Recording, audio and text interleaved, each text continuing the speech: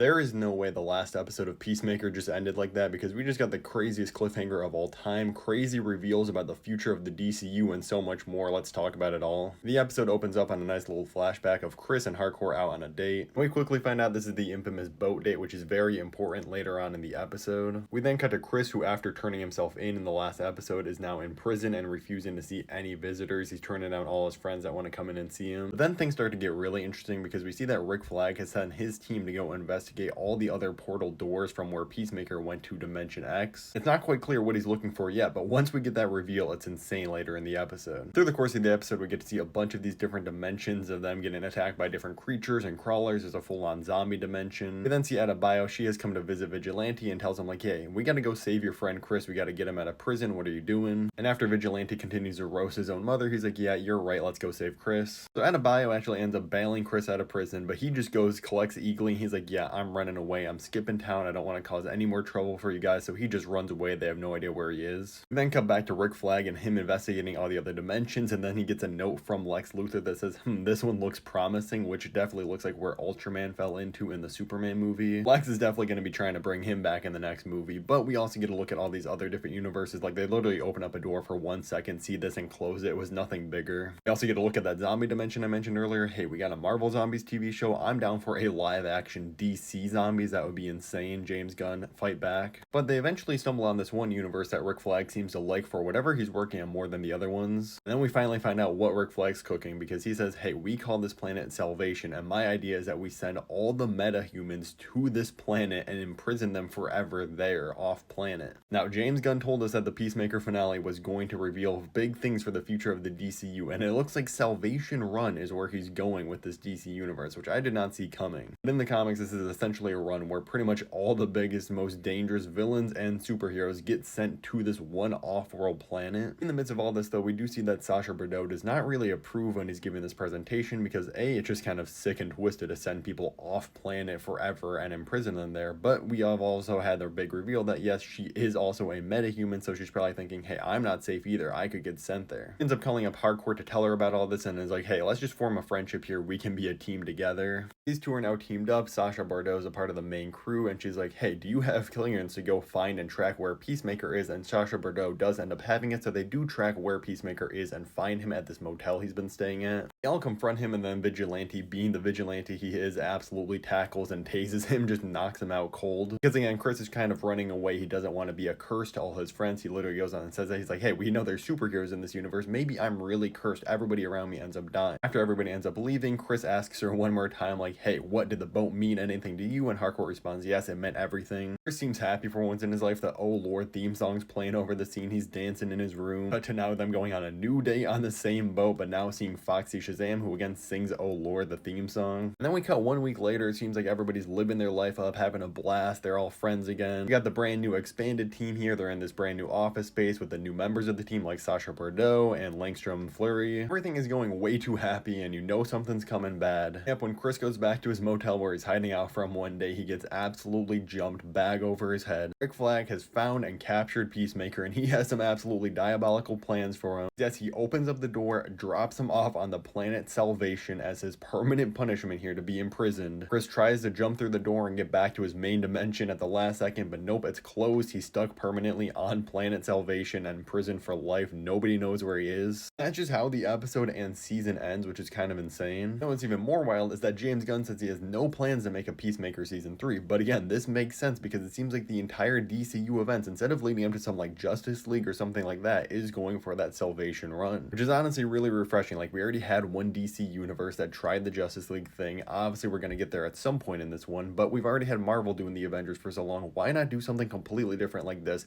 Get an entire planet with all these different heroes and villains on them and just let things get absolutely crazy from there. I'm not gonna lie, as a season and possibly series finale, I don't think this was the greatest episode ever, especially since the last two were so insane. Like, I do feel like a lot of the events of this were literally just major setup to tease this big Salvation Run thing happening in the future of the DCU, rather than actually being like the true finale to this series. And season 2 overall, I will say, has been good. It's an improvement over season 1, mainly because of episodes like 6, 7, and now 8 is a good episode still, even though I don't love it as a finale. I still do think the first 5 episodes were a little too slow and redundant. I feel like we could have had some other side stories backstories from some of the other main cast and stuff, I feel like we got a little redundant. I would be lying if I said I didn't enjoy this episode, and it has me very excited for where things are going, so I guess it achieved what it needed to at the end of the day. The only question is now, where are we going to see the rest of this gang again in the future if we aren't going to get a Peacemaker season 3? Like, presumably we will see Peacemaker himself down the line when we see a bunch of other people on this planet, but what about all his friends? Hey, let me know your thoughts on all this in the comments below. What do you think of the season and this last episode? If you want to see all my other DC videos on the channel, click the video above my head right now, and thank you for watching.